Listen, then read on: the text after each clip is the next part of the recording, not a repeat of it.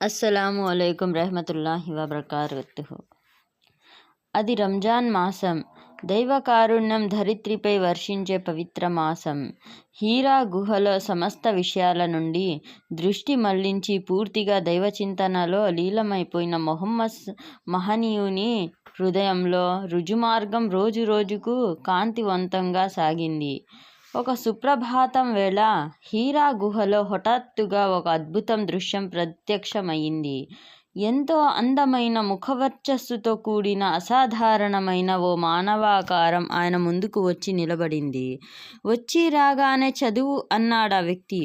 నాకు చదవటం రాదే అన్నారు మొహమ్మద్ సల్లల్లాహు అలైహి వసల్లం తొట్రుపడి బెదురు చూపులతో. అప్పుడు అతను మొహమ్మద్ సల్లల్లాహు అలైహి వసల్లంని గట్టిగా అదిమి వదిలేస్తూ చదువు అన్నాడు. మళ్ళీ నాకు చదవటం రాదు. తిరిగి అదే జవాబు. మళ్ళీ ఆ వ్యక్తి ఆయన్ని గట్టిగా అదిమి వదిలేస్తూ చదువు అన్నాడు. ఈసారి మొహమ్మద్ సల్లల్లాహు అలైహి వసల్లం తనను ఆ వ్యక్తి మరింత గట్టిగా అదిమి గొంతు నులిమేస్తాడేమోనన్న భయంతో ఏం చదవాలి అని అడిగారు. చదువు, సృష్టికర్త అయిన నీ ప్రభువు పేరు స్మరించి. ఆయనే మానవుణ్ణి గడ్డకట్టిన రక్తంతో సృజించాడు. చదువు, నీ ప్రభువు మహోన్నతుడు, ఎంతో ఉదారుడు. ఆయనే మానవునికి కలం ద్వారా అతను ఎరుగని జ్ఞానం నేర్పాడు అన్నాడు ఆ విచిత్ర వ్యక్తి. ముహమ్మద్ సల్లల్లాహు అలైహి వసల్లం అలాగే చదివి వినిపించారు. తరువాత ఆ వ్యక్తి వెళ్ళిపోయాడు.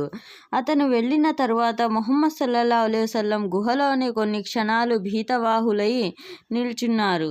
ఓసారి చుట్టూ కలియ చూసి కలవరపడ్డారు. ఇప్పుడెవరు తనతో మాట్లాడింది? తనను చదవమని బలవంతం చేసిందెవరు?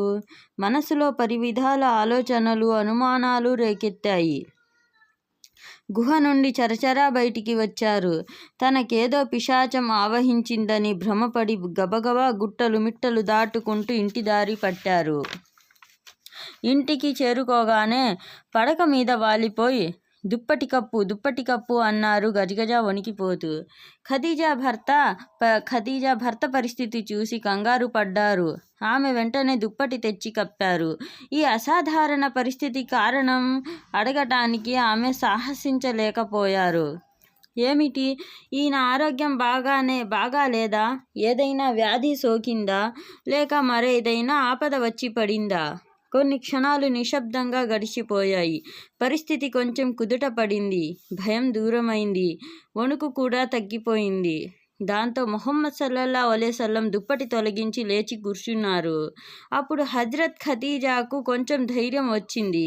ఏమండి, ఏం జరిగింది? ఒంట్లో బాగాలేదా? ఇప్పటిదాకా మీరెక్కడున్నారు? ఏమని చెప్పను ఖదీజా, ఎప్పుడూ జరగని ఓ వింత సంఘటన జరిగింది. నేను హీరా గుహలో కూర్చొని ఉంటే తెల్లటి వస్త్రాలు ధరించిన ఓ అందమైన వ్యక్తి వచ్చాడు నా దగ్గరికి. వచ్చి రాగానే చదవమని నన్నాజ్ఞాపించాడు. ఇలా 3 సార్లు జరిగింది. చివరికి నేను అతను చెప్పినట్లు ఎలాగో చదివాను. ఆ తరువాత అతను వెళ్ళిపోయాడు. నాకు భయమేసి గుహ నుండి గబగబా నడిచి ఇంటికి వచ్చాను. ఖదీజా, ఏమైంది? నాకు ఇదంతా చూస్తుంటే నాకేదో ప్రాణభయం కలుగుతుందని భయంగా ఉంది అంటూ ముహమ్మద్ సల్లల్లాహు అలైహి వసల్లం జరిగిన వృత్తమంతా భార్యకు తెలియజేశారు. ఖదీజా చాలా తెలివైన మహిళ. ఈ సంఘటన విని ఆమె భయపడలేదు. దాని వెనుకున్న మర్మాన్ని గ్రహించి భర్త వైపు ఎంతో గౌరవంగా చూస్తూ ఇలా అన్నారు. భయపడకండి, శుభగడియ వచ్చింది, సంతోషించండి. నన్ను సృజించిన దేవుని సాక్షి, మీరు సత్యవంతులు, దయాహృదయులు, నిజాయితీపరులు, పేదల పాలిట పెన్నిధి. మీరు అతిథులను సత్కరిస్తారు, మంచి పనులలో ప్రజలతో సహకరిస్తారు. అటువంటి వారైన మీకు దేవుడు ఎన్నటికీ ప్రాణాపాయం కలిగించడు. అర్ధాంగి మాటలతో ముహమ్మద్ సల్లల్లాహు అలైహి వసల్లంకు కొంచెం ధైర్యం వచ్చింది. కలవరపాటు చాలా వరకు తగ్గిపోయింది. వాడిన ముఖపద్మం వికసించింది. ఆయన క్షణం పాటు శ్రీమతి వైపు కృతజ్ఞతాభావంతో చూశారు. తన భర్త దైవ ప్రవక్త కాబోతున్నాడని గ్రహించిన ఖదీజా పరమ సంతోషంతో పొంగిపోయారు. ఏమైనప్పటికీ ఈ విషయాన్ని ధృవపరచుకోవడానికి అన్నయ్య వరఖా దగ్గరికి వెళ్ళి అడుగుదాం అనుకున్నారు ఆమె. ఈ విషయాన్ని ఆమె శ్రీవారికి చెప్పి ఆయన్ని తీసుకొని వరఖా దగ్గరకు వెళ్ళారు. వరఖా బిన్ నౌఫల్ హజ్రత్ ఖదీజా పెద్దనాన్న కుమారుడు. వరసకు అన్నవుతాడు. వయసు బాగా పైబడిన పండు ముసలి. అయితే అతను గొప్ప తత్వవేత్త. వివిధ మతాలను కాచి వడబోసిన ప్రముఖ మత పండితుడు. ప్రతి విషయాన్ని సునిశితంగా పరిశీలించి తగిన నిర్ణయం తీసుకునే మనస్తత్వం కలిగినవాడు. ఈయన మొదట యూద మతం వైపు మొగ్గాడు.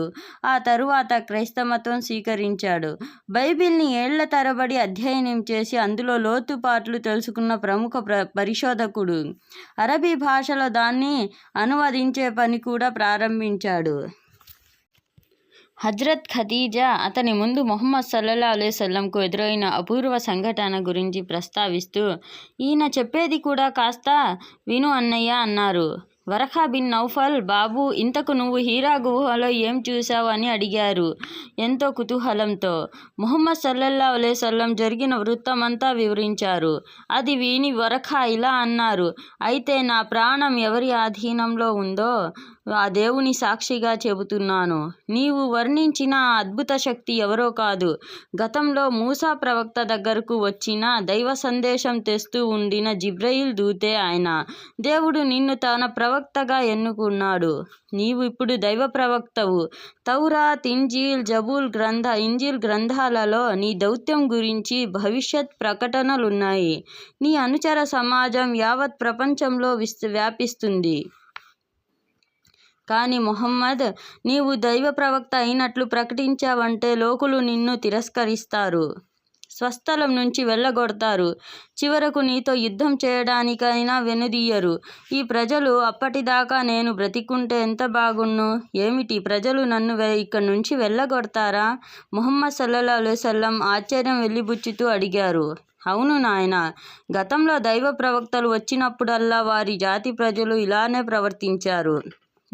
నాకా రోజులు చూసే భాగ్యం ఉంటే నా సర్వశక్తులు ఒడ్డి నిన్ను ఆదుకుంటాను అంటూ వరఖా ప్రేమతో దైవ ప్రవక్త నుదిటిని చుంబించారు.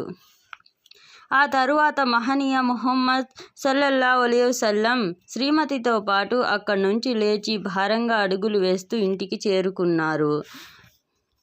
ముహమ్మద్, నీవు నిస్సందేహంగా దైవ ప్రవక్తవే అని చెప్పి ఓదార్చి